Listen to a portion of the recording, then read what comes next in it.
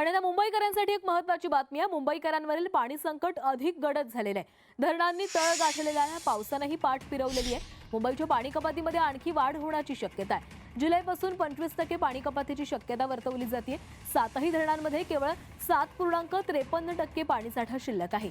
मुंबईवरील पाणी संकट अधिक गडद होत चाललेले आहे। याआधीच धरणांनी तळ गाठलेला आहे, त्यातच जून महिना संपला तरी समाधानकारक पाऊस न पडल्याने टेन्शन अधिक वाढले। त्यामुळे आता मुंबईतील पाणी कपातीमध्ये वाढ केली जाईल। जुलैपासून मुंबईसह उपनगरात 25% पाणी कपातीची शक्यता वर्तवली जाते। तर मुंबईकरांना आता पाणी टंचाईचा सामना करावा लागणार आहे। मुंबईवरील पाणी संकट आणखी गडद झालेले आहे। पावसाने पाठ फिरवलेली आहे। धरणांना आधीच तळ गाठलेला होता, त्यामुळे आता 25% पाणी कपात केली जाऊ शकते।